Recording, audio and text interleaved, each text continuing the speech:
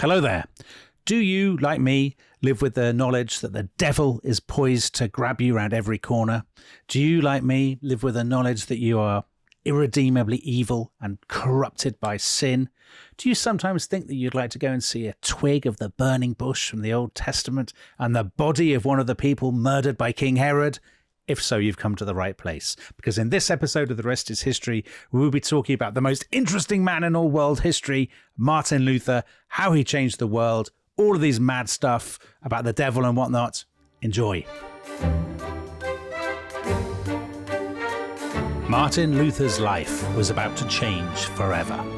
3 incidents from his time in Erfurt stand out, hinting at some of the anguish this young man, apparently destined for a successful career, was suffering.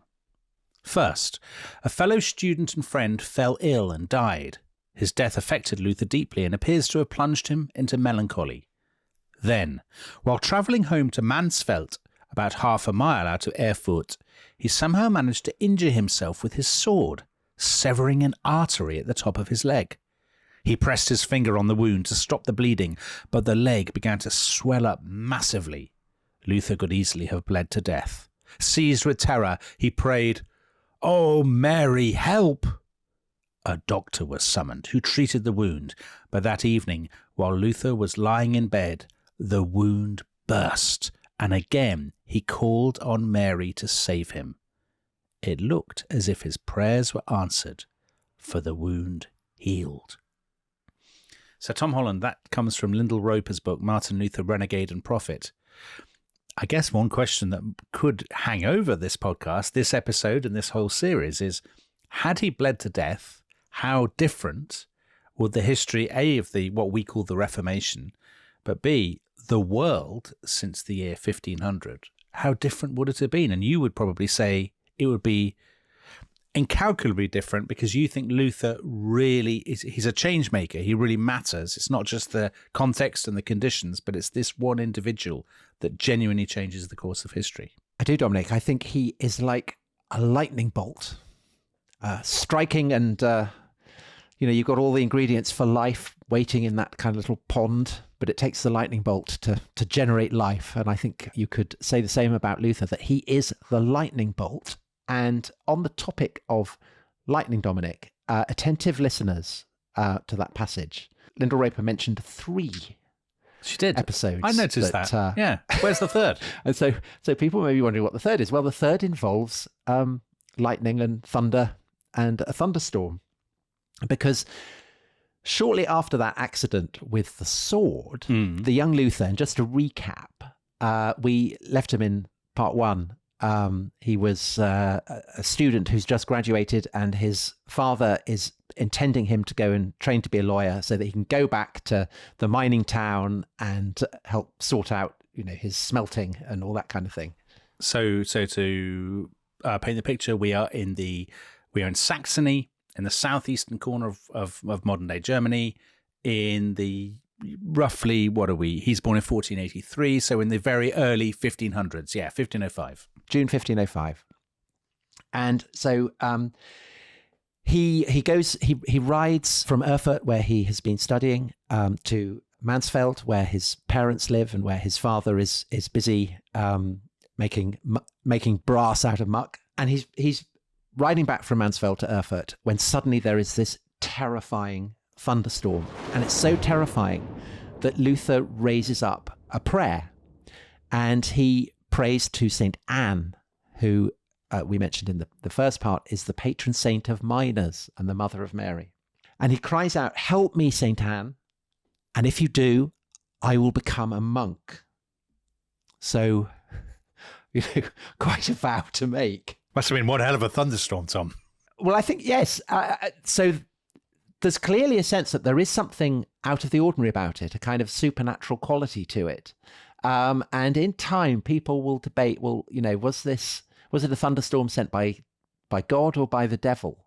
And so what Martin is doing, though, is actually, by the standards of the piety of the age, nothing unusual. So he is he's invoking a patron, a celestial patron, in this case, St. Anne, and he is promising in exchange for her help He's making a promise, and what he is doing is promising that he will become a monk. But this is really kind of typical of the spiritual economy that we were talking about in the first half. This idea that you have to make down payments, whether to get the help of heaven or to clear your sins or whatever. And Martin is instinctively buying into that.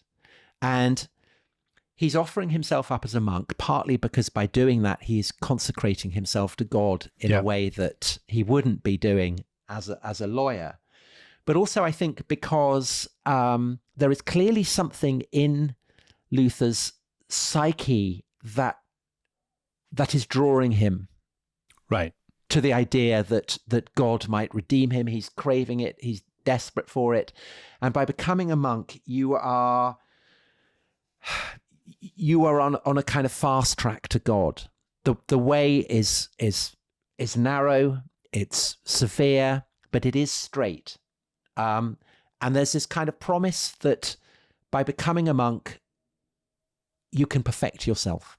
You can become closer to God. You can cleanse yourself of sin, and thereby be that much closer to heaven. So a couple of things that strike me. Number one is, when he makes that decision to become a monk, what many listeners will already, the thing that would have struck them is, you're basically swearing yourself to a life of celibacy. Yeah. So that's part of it, right? And at that point, as far as we know, he's had no dealings with women. He hasn't got a girlfriend or whatever. Secondly, most people would not do that. I mean, most people don't become monks. The young Henry VIII caught in a thunderstorm, there's no circumstance in which he would say, do you know what, I'm going to become a monk. I mean, that's just not going to happen. Luther, there must be some psychological thing already there. It must have occurred to him that he could become a monk, don't you think? Well, you might say, I'll go on a pilgrimage, or I'll do this, or I'll do that. I'll say so many Hail Marys, or light candles, or whatever. Exactly, which are much less exacting. So Lyndall Roper's biography, which is one of a multitude that came out in 2017 to mark the 500th anniversary of supposed start of the Reformation. She's very interested in the psychology of Luther, and kind of argues that Luther is intimidated by his own father, that he is a brooding, menacing presence, and that now that he's completed his studies, he's going to have to become a lawyer, then he's going to go back and he's going to kind of join the family firm. Right, yeah.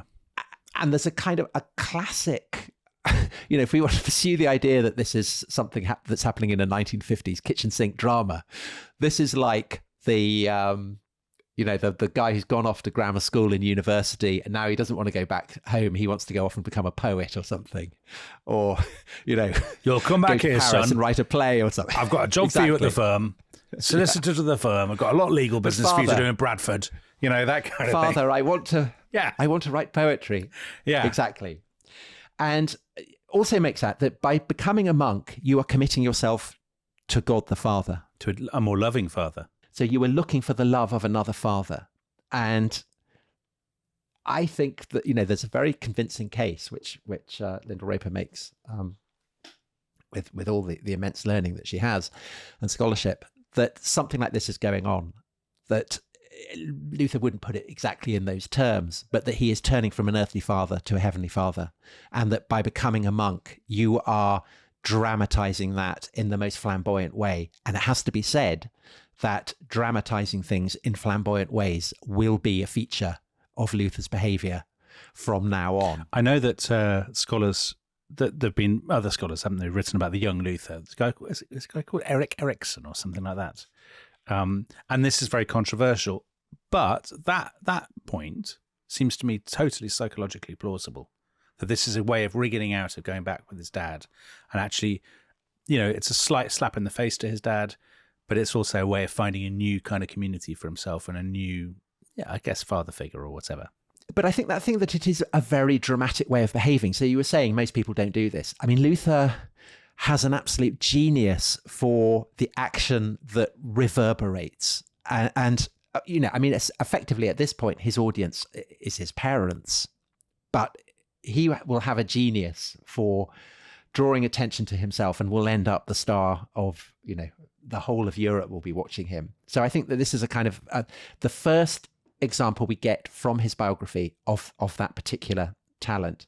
And he joins the Augustinian order in Erfurt, and the Augustinians are highly intellectual, highly severe, and they are also known as defenders of orthodoxy. So the high altar of the monastery at Erfurt, there's a tomb of a very distinguished theologian called Andreas Zacharias, and again, Lyndall Roper draws attention to this, that he is a theologian who had played a key role in the condemnation of Jan Hus, the Bohemian heretic who ends up being burnt by the imperial authorities, despite the fact that the emperor-to-be had given him a safe conduct. Right. So Luther would have been very aware of this. Going to that monastery, the role played by this man, Zacharias, the monastery would have been proud of it. So he becomes a monk. So the top of his head is tonsured, as it's called. It's shaved, and he gets the black cowl and everything. And he's already got his academic gown and ring as a student. This is the marker of the man who is going to become the lawyer. He sends this back to Daddy. Oh, that's a bit of a slap in the face, isn't it? And Daddy is furious. So anyone who's seen the John Osborne play, I mean, this is kind of the heart of the action at the beginning of the play. And a feast is held to celebrate Luther's first mass. And Luther's father, he pays for it with a kind of extravagant grant of cash. But he still clearly has not forgiven his son. And after the mass, Luther asks his father, I hope that you accept my decision. I hope that, no hard feelings about this. And Hans Luther stands up, and in front of all Luther's fellow monks, he says, remember the fourth commandment, obey your father and your mother. Wow. And then he says, what, and you were saying, well, how, it must have been a dramatic storm. He says, what if it was an evil spirit who conjured up this storm? And that's an incredibly unsettling thing for him to say to his son, because essentially what he's saying is that you've been tricked by the devil. And I wonder, Hamlet will become a student at Wittenberg, where Luther will go on to become a professor.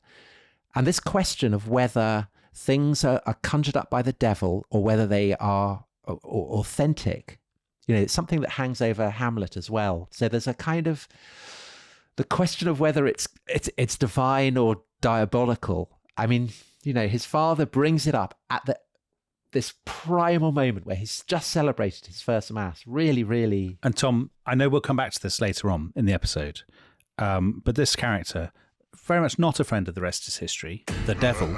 So when his father says that, an evil spirit, the devil, they are living in a world, rather like we talked about last time about belief, the nature of belief and taking things for granted. They're living in a world where it would be totally taken for granted that the devil exists and that there are evil spirits and that you can be corrupted in this way. Absolutely. And I think that, again, a thing that characterizes Luther's distinctive spirituality is that the devil is vividly real for him. And maybe a bit, later on we'll have a look at the distinctive way in which Luther understands the devil. Because I think the dread of the devil is the counterpoint of his yearning for God. And as a monk, he is set on the path that will lead him to heaven. Mm-hmm. But he struggles to feel God's love. And I think that this is a cause of immense trauma for him. So later in his life, he talks about this.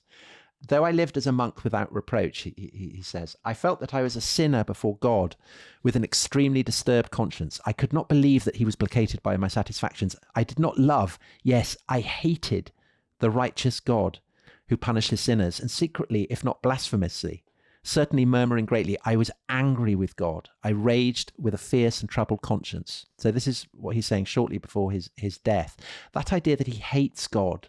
I mean, he still believes in God, but he hates him because he feels that he cannot possibly live up to, be good enough. he can't be good enough. He can't purge away his sin. And so therefore God, who is righteous, will sit in judgment on him. And this causes him enormous dread. And that thing about, you said he struggled to find God's love. Is there a sense in which he joined the monastery, he thought he would get this wonderful glow, of living in God's love and stuff, and the glow doesn't come, and so he's raging because because later on he uses the phrase, doesn't he? He's really struck by the phrase from St. Paul about being born again. So is he somebody who's almost yearning to be born again at this point, but hasn't been born again, basically? He doesn't know what he wants is to feel God's love. Yeah. But he feels unworthy of God's love. Right. And so this sets him as a monk on a course of extreme asceticism. Okay. I was wondering whether there's a bit of self-loathing going on through all this. Oh, for sure. But I think it's also competitive. Okay. He wants to be the holiest. Right. Luther all his life is very competitive. Yeah. But I think also it's driven by a consciousness of his own sinfulness and the anxiety that he can never do enough to win salvation, that this is what is driving him. And so no amount of, saying prayers, saying prayers or kind of expiatory work or prayers to saints to intercede for him with God, none of this can help. And the sense, therefore, actually, that despite the fact that you have this enormous kind of supernatural framework that the medieval church has constructed to facilitate the sense people have that they're coming to God, that actually Luther just feels that he's completely alone. And so as a monk, he says, I was always sweating. So he's kind of very, I imagine, a lot of BO, kind of sweaty, he's skinny, right. glaring eyes. I mean, a kind of unsettling You're really figure. selling him, Tom. Right, but the thing is that monasteries are actually used to people like Luther. Monasteries have been going for a long, long time, over 1,000 years. And the heads of monasteries are used to monks who get this kind of anxiety that they're not holy enough. And Luther is very lucky that the head of the Augustinian order in Germany, a man called Johann von Staupitz, is actually very sympathetic and kind of admires Luther and wants to help him in his spiritual crisis. And so he becomes Luther's confessor. So Luther can confess his sins and be absolved by Staupitz. And Luther goes all in. So, he is confessing for 3, 4, 5, 6 hours at a time. So Staupitz is really... And so here's a slightly banal question. What on earth is he confessing to? So he's probably confessing to, I hate some of the other monks. I feel lust for women. Well, interestingly, it doesn't seem to have been lust. I mean, so celibacy doesn't seem to have particularly tortured him. There are obviously lots of monks who really are tortured by that, but it doesn't seem to have been something that Luther particularly worried about. I think it's this feeling of inadequacy before God, this feeling that God is judging him, is finding that he's come short, and therefore Luther hates and fears God as a result, and that simply compounds his feelings of dread. Right. Because if you hate God, then who's to say that you're not? You're not on the side of the devil. 6 hours to listen to that, there, Tom. I mean, yeah, exactly. And so Staupitz, unsurprisingly, kind of thinks, well, this is too much. I mean, he's just obsessing, so he needs to basically get out and do something else. And so he says, you should go and study for a doctorate in theology. They'll find a load of really miserable, negative people. Right, but it gets him out of, go and join a university. That'll cheer you up. So he gets, in 1508-9, he leaves Erfurt and the monastery, and he goes to Wittenberg, which is the place where the Elector of Saxony has his capital. And by this point, the Elector of Saxony is no longer Ernst, who was elector when Luther was born, but a man called Frederick, who had become elector in 1486, so only when Luther was only 3, after Ernst had fallen off his horse at Colditz. Colditz, I saw that. So the place where all the British prisoners of war tried to escape. Very good board game. So Frederick, he gets to be called Frederick the Wise. So he is the Elector of Saxony, one of the 7 electors who elect the emperor. And he is very ambitious for Wittenberg. So when Luther arrives there, the whole place is an absolute building site. You've got a castle at one end where the elector has his base. You have the monastery, Augustinian monastery, which is where Luther's going, and the university at the other. And it's a building site because Frederick is extending the castle, and he is building the university from scratch. And also, just for good measure, he's building an enormous town hall that will take decades and decades to complete. And just on, can I say something about Frederick and Saxony? Because I think it's really important. So two things. One, Saxony had been divided between two branches of the family, hadn't it? So there's ducal Saxony and electoral Saxony. So yeah. Saxony is part of this mad patchwork of the Holy Roman Empire. If you ever look at, you want to make your eyes ache, you look at a map of the kind of all the free cities and stuff like that. So it's a little tiny bit like northern Italy. It's very competitive, and all the different rulers are trying to accumulate status symbols. So the university, this new university, is massively important to Frederick, and that will be very important in Luther's story. But there's also something hugely important about Frederick. Because Frederick is the elector of Saxony, he is one of only 7 people who get to choose the next Holy Roman Emperor, which means that even though he's not that powerful in European terms, other powerful people cannot afford to alienate him, because that vote, one of only 7, is absolutely crucial. Yeah, absolutely. And will be very important in events that are to come. But in the meanwhile, you're right, he is desperate to put Wittenberg on the map. And he's able to do this because he's actually very rich, because he has lots of silver mines under his control. And so building the university, I suppose it's kind of like, a Midwest town in the early 20th century wanting to put itself on the map by founding a university, that kind of thing. Or a capital in the Gulf building a massive art gallery or something like that. It's kind of developing cultural capital. But the other way in which Frederick puts Wittenberg on the map, as well as building a university, is that he's a massive collector of relics. So this is another way that you can get to heaven, is that you can go and pay your respects to a collection of relics and get time knocked off purgatory. So Frederick has an enormous collection. So he has 19,013 fragments of saints' bones. Yeah. He has a thorn from the crown of thorns that Christ wears on the cross. Bonkers. He has a twig from the burning bush seen by Moses. So that's the point. Hold on. He has the swaddling clothes that the baby Jesus was wrapped up in the manger. He has a lock of the virgin's hair. And I think most impressively of all, he has the entire corpse of one of the innocent babies of Bethlehem massacred by Herod's troops.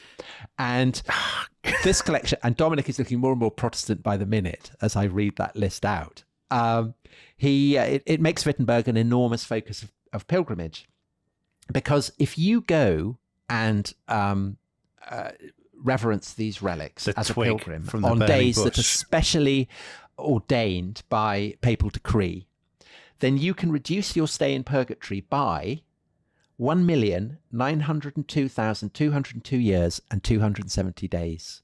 So you're not going to turn down that as a bargain, are you? I mean, you're not. And people do go to look at things that they know are obviously fake right now. Yeah. And I think there's an interesting... So lots of listeners will have reacted like me. They do think that. Sorry? You don't think they do think that? It's fake, because otherwise you wouldn't go, would you? You're not going to go and... You do go to... People do go to see tourist attractions that are wacky. You're not going to travel miles and miles and miles. Very arduous and grueling. But the point... If you don't believe you're going to get benefit from it. But my point is... Well, first of all, I'm not sure about that. And secondly, because I think people... The chance of an expedition is always going to be very exciting to people.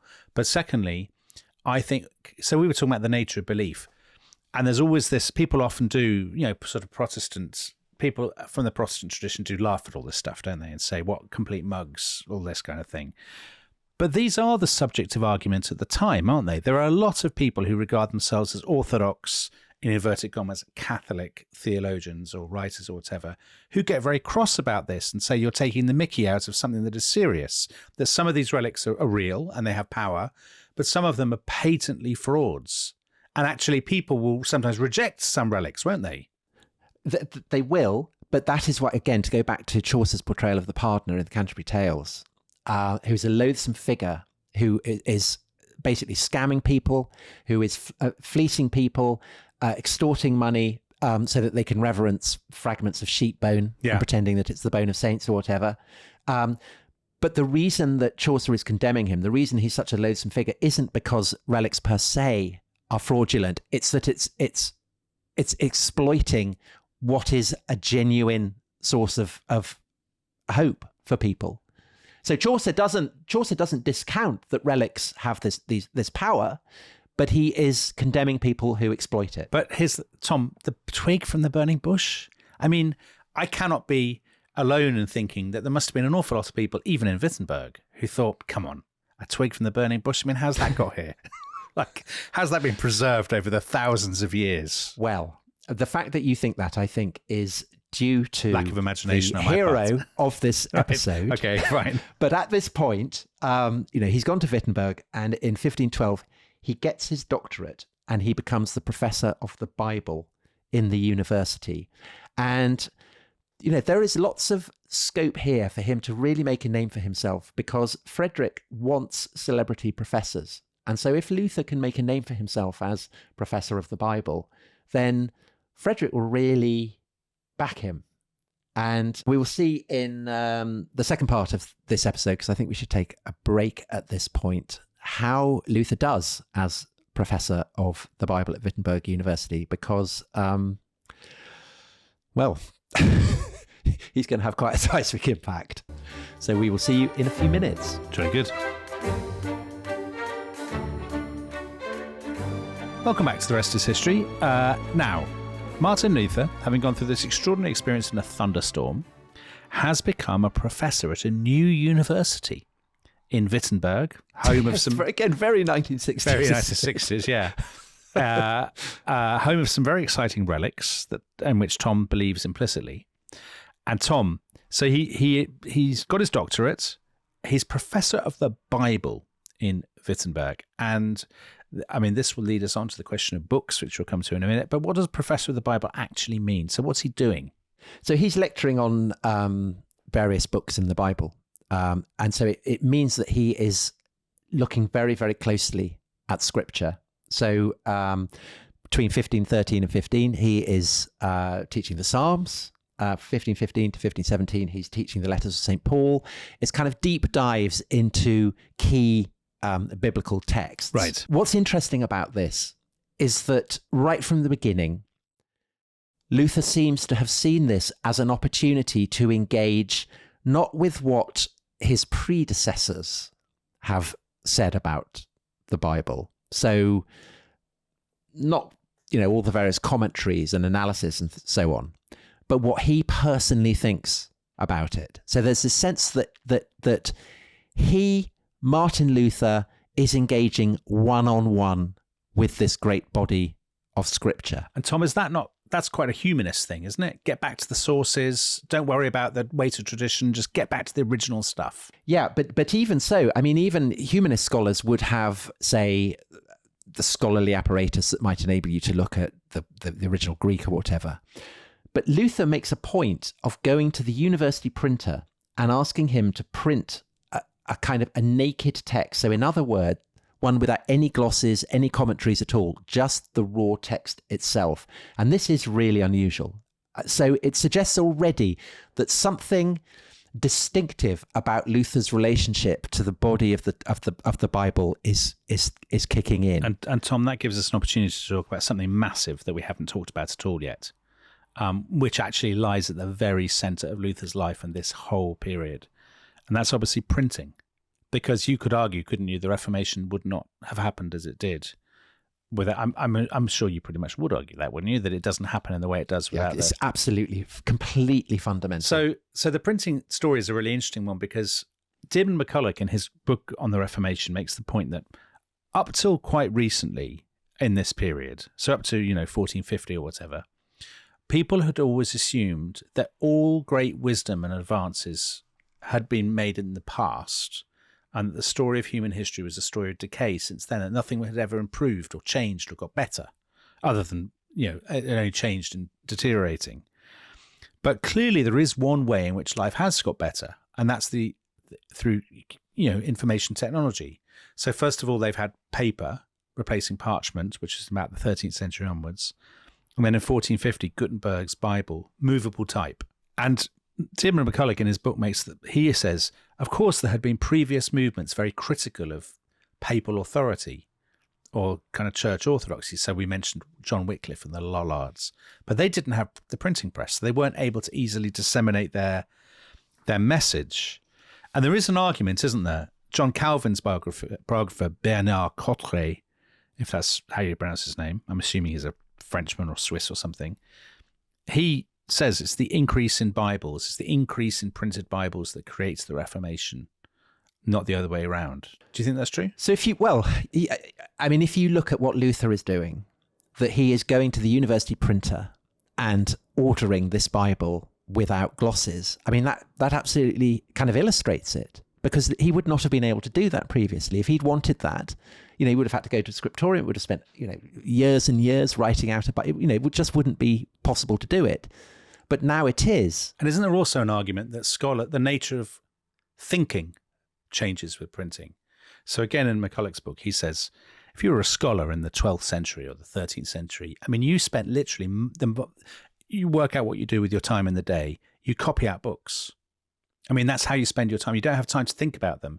You are preserving the wisdom of the ancients in a world where it will deteriorate, where the parchment will rot or become destroyed in a fire or whatever. So it's really important. So it's becoming more accessible in exactly the way that the internet has made texts more accessible.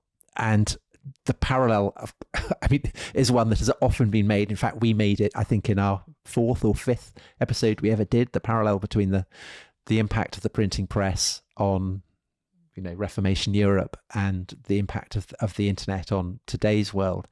But you can see, I think, just that thing of Luther with his Bible. As you say, he doesn't have to spend lots of time kind of getting it written out. He can just have it. And also the fact that although he's still a monk, but now he's a university professor, he has the time to really focus in on it.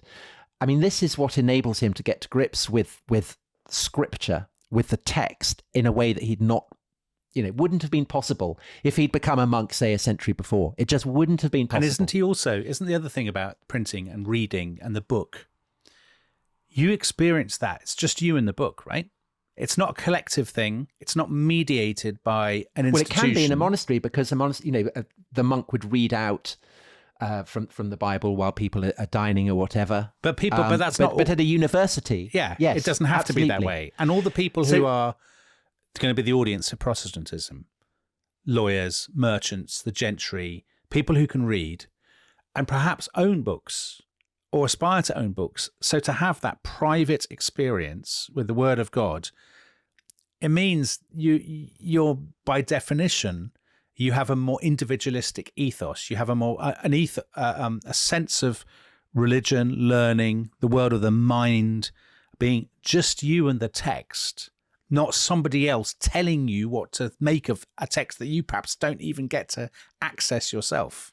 And so it's a classic example of the interface between technology and culture. And so Luther, talking about his experience teaching the Bible with this text, being able, as you said, to have a kind of personal relationship with it. Much later in his life, he said, if you picture the Bible to be a mighty tree and every word a little branch, I have shaken every one of these branches because I wanted to know what it was and what it meant. And the consequence of this is that increasingly he is establishing his own understanding of what Scripture says. And because he doesn't have all those glosses, because he doesn't have the commentaries, it is something that is very distinctive to him. And by 1517, which is the year in which he will publish the 95 theses on indulgences, he is also, so that summer, so he publishes the 95 theses in the autumn, but that summer, he writes up 97 theses in which he is coming to some very, very radical conclusions. In fact, more radical than the more famous 95 theses. So in these theses, he is essentially rejecting the entire structure of medieval theology, particularly Aristotle, the great philosopher, whose philosophy in the 13th century had begun to be interwoven by scholars Because Aristotle is as a living kind of in the age of Alexander the Great. He's not a Christian. Right. But he gets integrated with the fabric of medieval theology. And Luther comes to think that this is mad. And so he says, one of his propositions is that no one can become a theologian unless he becomes one without Aristotle. And all his life, he will hate Aristotle, a damned, arrogant, roguish heathen, author of the worst books ever written. Wow. So, that's worse than some of my reviews. And so what he is emphasizing is you don't need Aristotle. You don't need all this philosophy. You don't need all this massive, great structure that the medieval church has been erecting. What you need is, in Latin, sola scriptura, the Bible alone. That's all you need. It's you and the Bible, and that's all you need. And Tom, is that because he also distrusts? He thinks, because the stuff about Aristotle is, Aristotle integrating that with Christianity and Greek thought and stuff. It's all like, let's spend, decades with these very complicated kind of intellectual puzzles, working out all definitions of things and exploring the ramifications of them. And he distrusts that because he thinks human reason is necessarily corrupt and sinful and evil. He does. And he thinks that, again, very, very profoundly. So he's another of his 97 theses that published that summer of 1517. The truth is that the human being corrupted to the root can neither desire nor perform anything but evil. And so this is an explanation for why Luther has been unable to win the love of God by doing good works or whatever.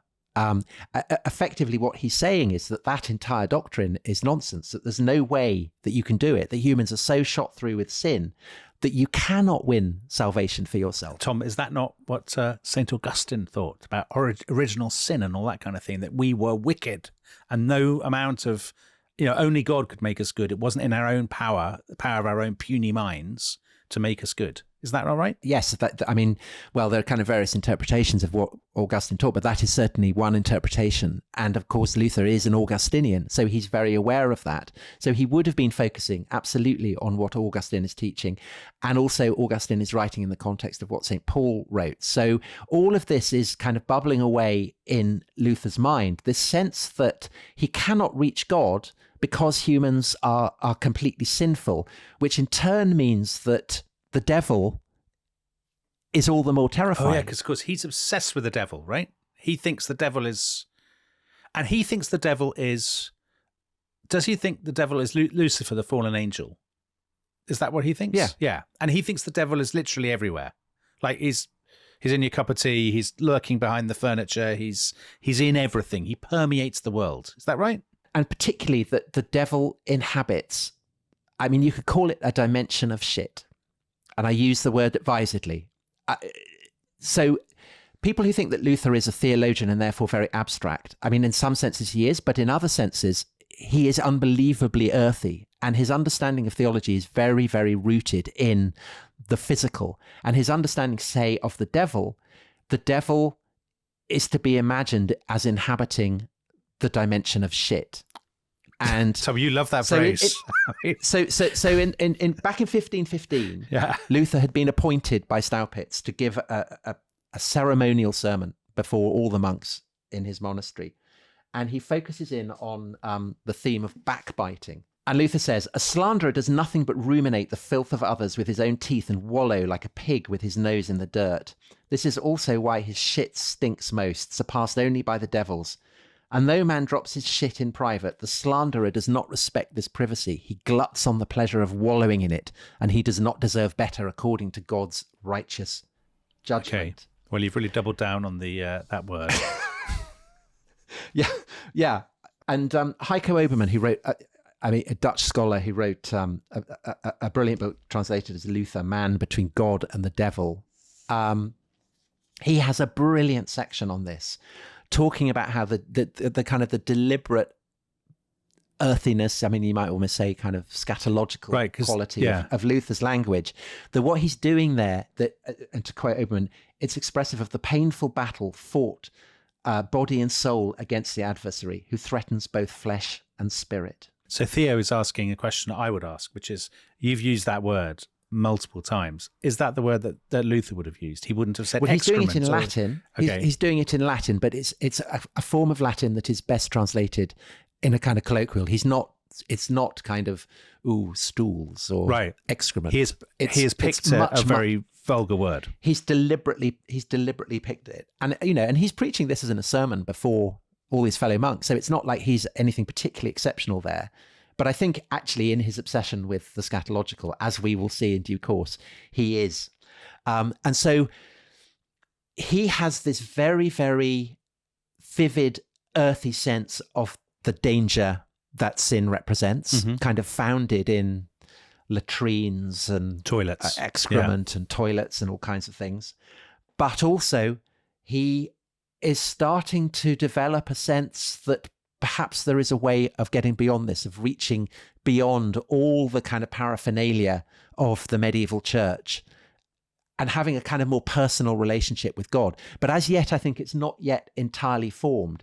But a thing then happens that focuses, changes everything. These inchoate feelings, that changes everything. And this is the moment that we began this series with, which is his opposition to indulgences. Yeah. And it's triggered by something that happens that autumn, which is that a kind of an entire indulgence selling roadshow comes rolling into Saxony. And it's led by a friar, so a Dominican, so not an Augustinian. So there's a kind of, instinctively, there's a great rivalry between Dominicans and Augustinians.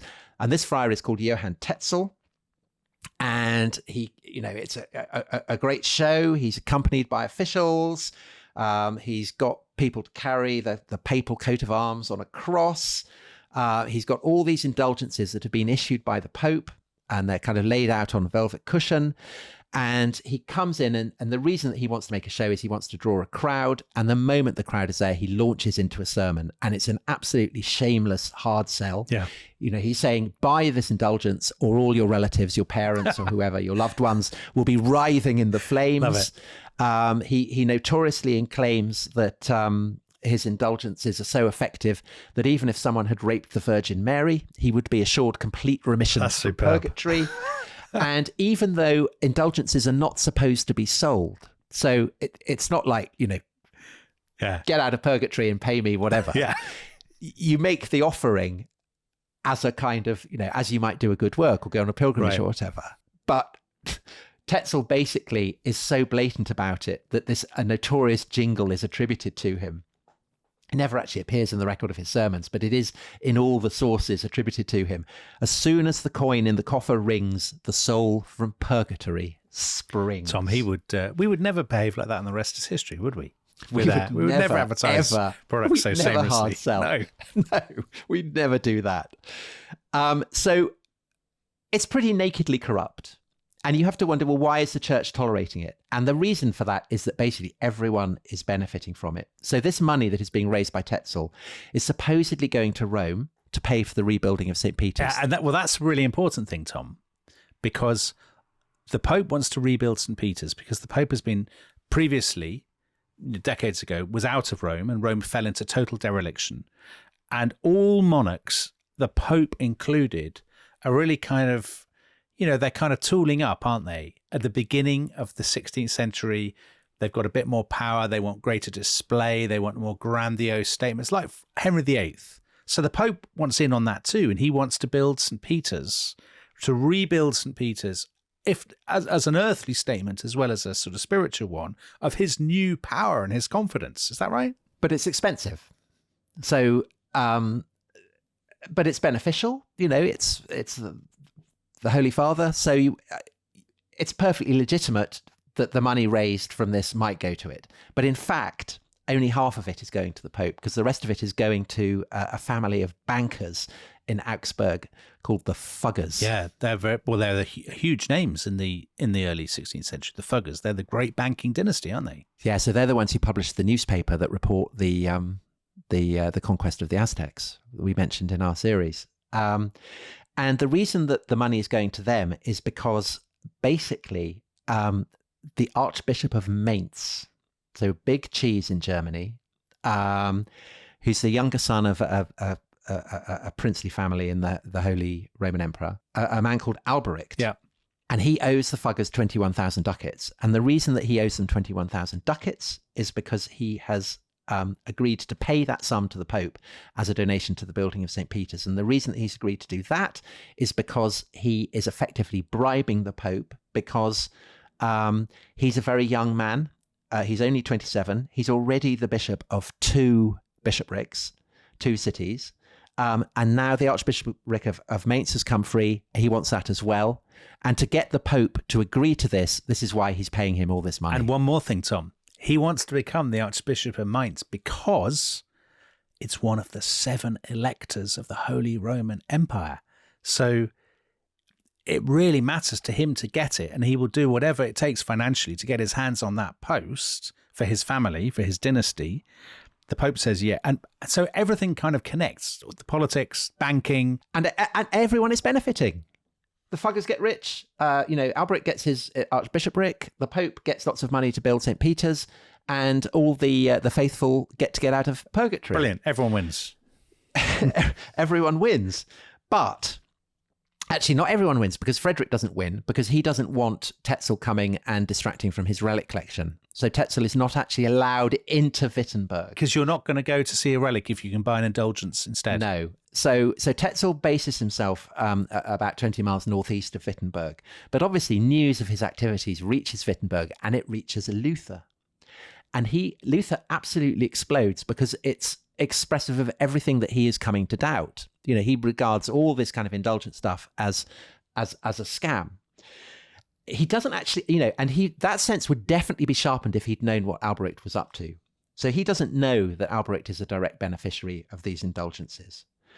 But it doesn't stop him from launching, in his theses that he writes up, he launches a very, very direct attack on the Archbishop. So Luther writes, "On no occasion has Christ ordered that indulgences should be preached. What a horror, what a danger for a bishop to permit the loud noise of indulgences among his people, while the gospel is silenced, and to be more concerned with the sale of indulgences than with the gospel." So very, very forthright. And, this is one of the 95 theses that he will promulgate on the 31st of October, which is All Hallows Eve. And Wittenberg is full of pilgrims, because they've all come to mark the festival on the 1st of November, to go to Frederick's relic collection. They're coming to look at the burning bush and the corpse of the person killed by King Herod. All of that. Now, at the beginning of this series, we read from Richard Rex's book on Luther. Yeah. An account. Nailing their theses to the door, Tom. But as Rex in his book goes to point out, and he's absolutely not alone in doing this, it almost certainly didn't happen. What? Luther never actually mentions it. After 2 hours, you let us down like this. No, but just wait. So the earliest appearance of the story isn't until 1546, and the truth is actually that if it had happened, as the tradition says, it wouldn't have had much impact, because actually professors going and pasting things on doors or nailing them on doors, this is par for the course. There's nothing particularly exceptional about it. What Luther actually does is much more radical. He has his theses printed. And again, this goes back to what you were saying about the importance of the printing press. It enables, if he'd just written them up and put them on the doors of a church in an obscure university town, it wouldn't have had the impact. But he prints them off, and so they can be sent out across the empire. And specifically, he sends them to his superiors in the Augustinian order, to various movers and shakers across Germany, and to the Archbishop himself, to Albrecht in Mainz. And of course, this is a very modern strategy, using new technology to promote your message. Making it go viral. It's not an analog approach, Dominic. It's a digital approach. Right. And they do indeed go viral with huge consequences. One might say that the storm clouds of Reformation are gathering over Christendom, Dominic. And Theo had expressly told you, do not. He had said, no more storm clouds or bushfires of war, please. And yet you shamelessly, there we go. With the shamelessness of Johann Tetzel. Well, actually, talking about the shamelessness of Johann Tetzel, this is an amazing cliffhanger. So Luther has detonated this bomb, that is going to another truth bomb, right? Which is going to completely revolutionize European politics, culture, and thought. And actually, if you want to find out what happened next, you just have to sign up to the Rest is History Club. Remember, as soon as the coin and the coffer rings, the episode from Theo's basement springs. Sings. I mean, why would you want to risk your immortal soul? Join up to the Rest is History Club now, and you can hear all the rest. And on that bombshell, Tom, thank you very much, and we'll see you next time. Bye-bye. Bye-bye.